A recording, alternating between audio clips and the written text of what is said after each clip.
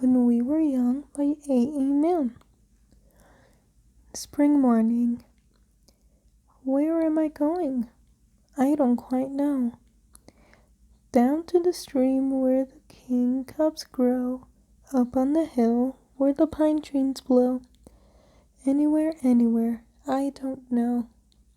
Where am I going? The clouds sail by. Little ones, baby ones, over the sky.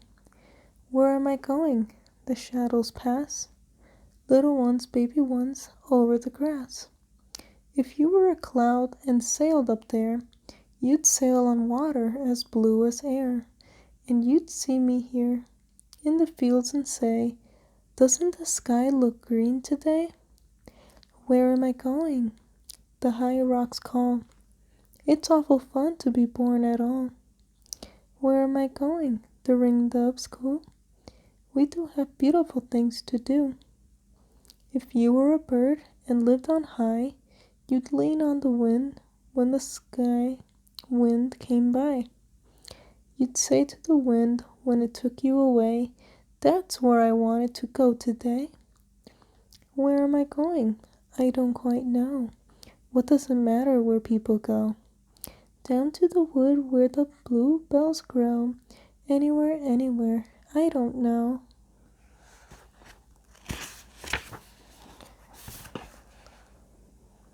The island. If I had a ship, I'd sail my ship. I'd sail my ship through the eastern seas, down to a beach where the slow waves thunder, the green curls over and the white falls under. Boom, boom, boom, on the sun-bright sand. Then I'd leave my ship and I'd land, and climb the steep white sand, and climb to the trees. The 6 dark trees, the coconut trees on the cliffs, a green crown, hands and knees. To the coconut trees, face to the cliff as the stones patter down, up, up, up, staggering, stumbling. Round the corner where the rock is crumbling, round this corner over this boulder, up to the top where the 6 trees stand.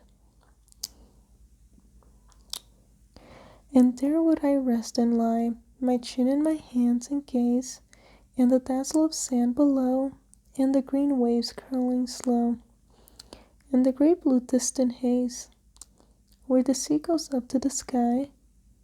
And I'd say to myself as I looked so lazily down at the sea, "There's nobody else in the world, and the world was made for me."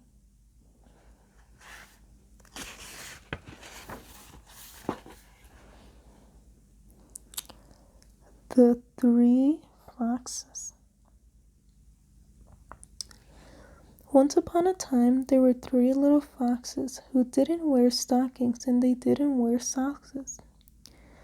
But they all had the handkerchiefs to blow their noses, and they kept their handkerchiefs in cardboard boxes. They lived in the forest in 3 little houses, and they didn't wear coats and they didn't wear trousers.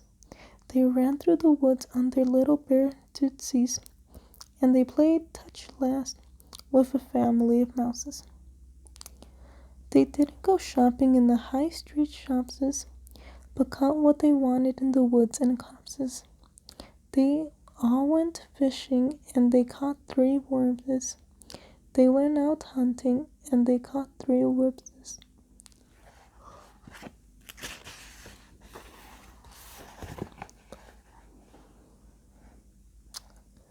They went to a fair, and they all won prizes. 3 plum puddings and 3 mince pieces. They rode on elephants and swung on swings, and hit 3 coconuts at coconut cheeses. That's all I know of the 3 little foxes, who kept their handkerchiefs in cardboard boxes. They lived in the forest in 3 little houses, but they didn't wear coats and they didn't wear trousers, and they didn't wear stockings and they didn't wear socks. Politeness.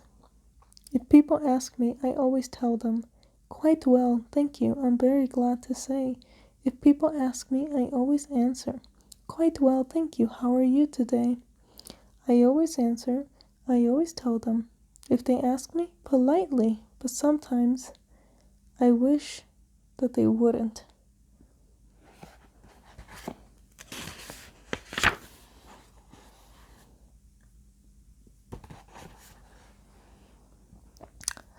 Jonathan Joe. Jonathan Joe, he's a mouth like an O, and a wheelbarrow full of surprises. If you ask for a bat or for something like that, he has got it whatever the size is. If you're wanting a ball, it's no trouble at all. Why, the more you ask for, the merrier. Like a hoop and a top, and a watch that won't stop, and some sweets and Aberdeen Terrier. Jonathan Joe has a mouth like an O, but this is what makes him so funny. If you give him a smile only once in a while, then he'll never expect any money.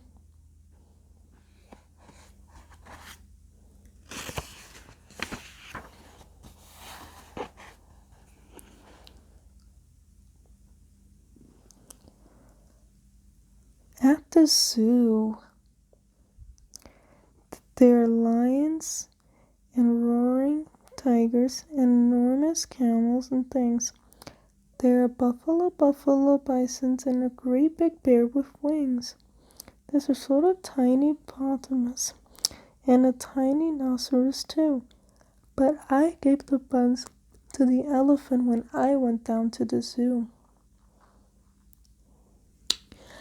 There are badgers and bitchers and bodgers and a superintendent's house. There are all kinds of mouse. There are all kinds of masses of goats and a polar and different kinds of mouse. And I think there's a sort of a something which is called a wallaby. But I gave buns to the elephant when I went down to the zoo. If you try to talk to the bison, he never quite understands. You can't shake hands with a mango. He doesn't like shaking hands. And lions and roaring tigers hate saying, "How do you do?" But I give buns to the elephant when I go down to the zoo.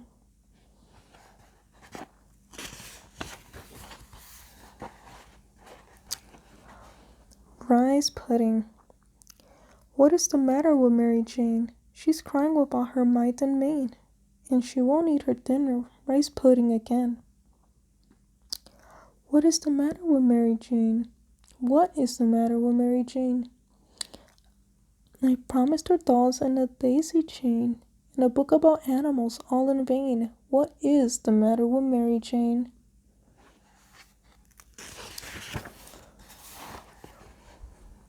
What is the matter with Mary Jane? She's perfectly well and she hasn't a pain. But look at her now, she's beginning again. What is the matter with Mary Jane?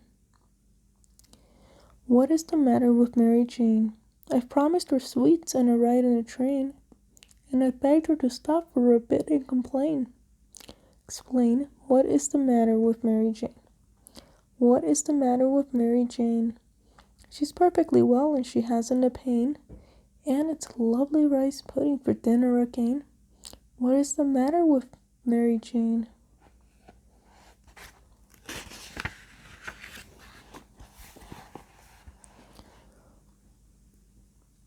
Missing. Has anybody seen my mouse? I opened his box for half a minute, just to make sure he was really in it, and while I was looking he jumped outside. I tried to catch him, I tried. I think he's somewhere about the house. Has anyone seen my mouse? Uncle John, have you seen my mouse?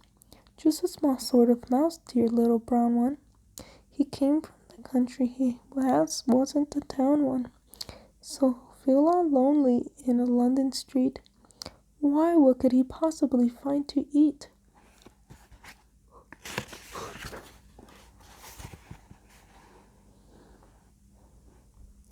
He must be somewhere. I'll ask Aunt Rose. Have you seen a mouse with a wobbly nose? Oh, somewhere about. He's just got out. Hasn't anybody seen my mouse? The King's Breakfast. The king asked the queen, and the queen asked the dairymaid, could we have some butter for the royal slice of bread? The queen asked the dairymaid. The dairymaid said, certainly, I'll go and tell the cow now before she goes to bed.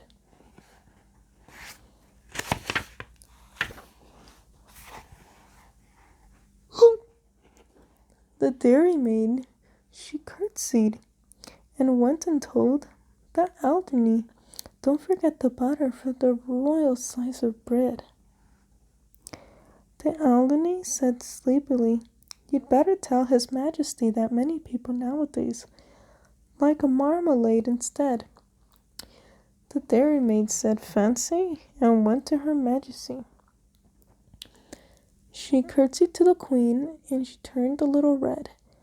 Excuse me, Your Majesty, for taking off the liberty, but marmalade is tasty if it's very thickly spread. The queen said, oh, and went to His Majesty, talking of the butter for the royal slice of bread. Many people think that marmalade is nicer. Would you like to try a little marmalade instead?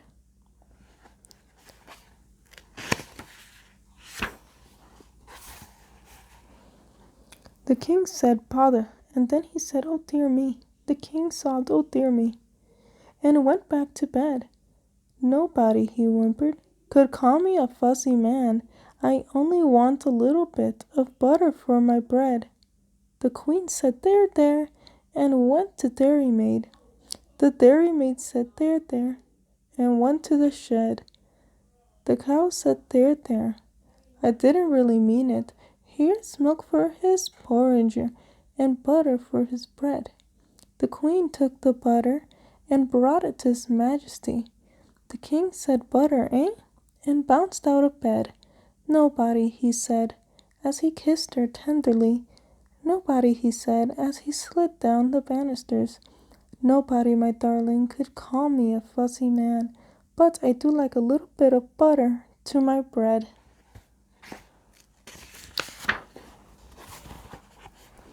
Hoppity.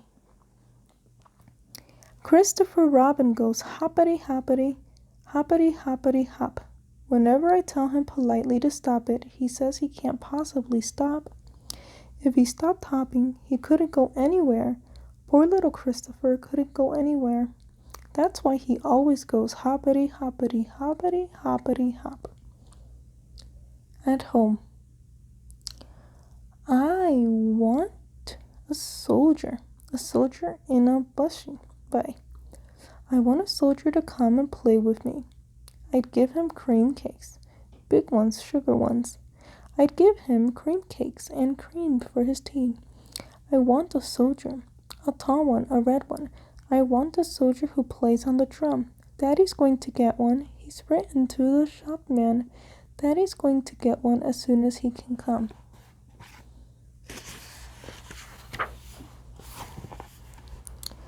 The wrong house. I went into a house and it wasn't a house. It has big steps and a great big hall, but it hasn't got a garden. A garden. It isn't like a house at all. I went into a house and it wasn't a house. It has a big garden and a great high wall, but it hasn't got a May tree. It isn't like a house at all. I went into a house and it wasn't a house. Slow white petals from the May tree fall, but it hasn't got a blackbird. It isn't like a house at all. I went into a house and I thought it was a house. I could hear from the May tree the blackbird call, but nobody listened to it. Nobody liked it. Nobody wanted it at all.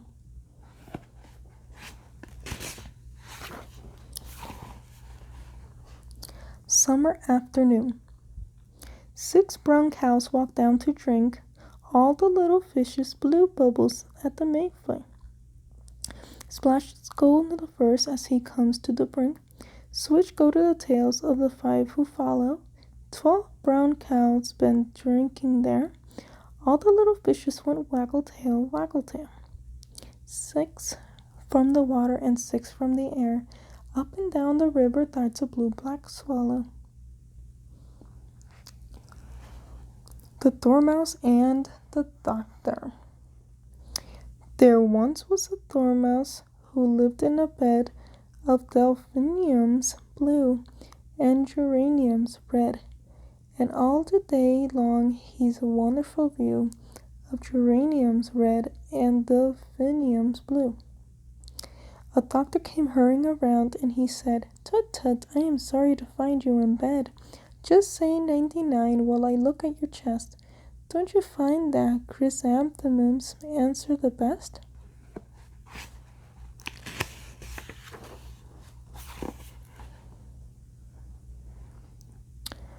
The Dormouse looked around at the view and replied, when he'd said 99, that he'd tried and he tried, and much the most answering things that he knew were geraniums red and delphiniums blue.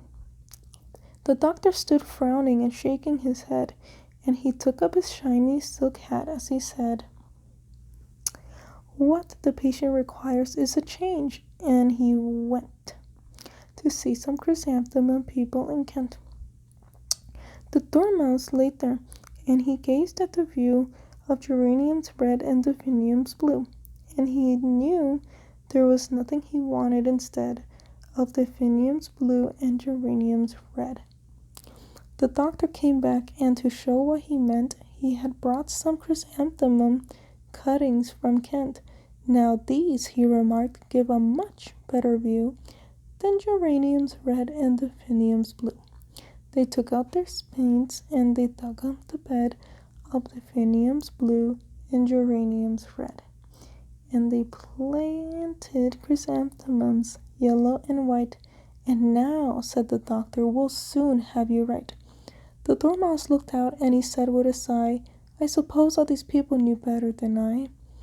It was silly, perhaps, but I did like the view of geraniums red and delphiniums blue." The doctor came round and examined his chest, and ordered him nourishment, tonics, and rest. "How very effective," he said as he shook the thermometer. "All these chrysanthemums look."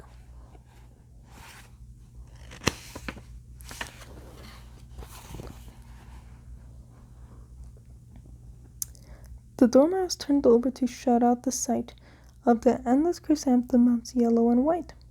How lovely, he thought, to be back in a bed of delphiniums blue and geraniums red.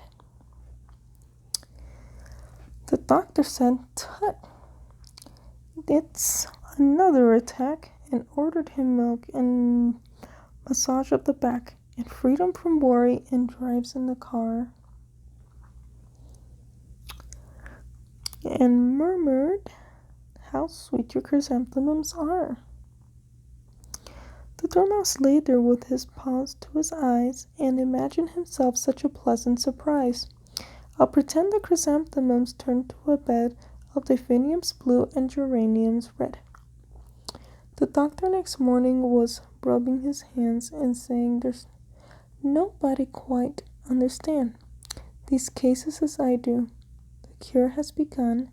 How fresh the chrysanthemums look in the sun."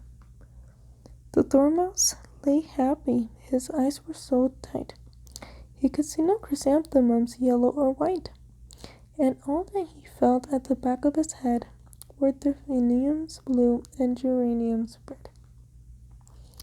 "And that is the reason," Aunt Emily said, "if a Dormouse gets in a chrysanthemum's bed, you will find, so Aunt Emily says, that he lies fast asleep as his front from his paws to his eyes."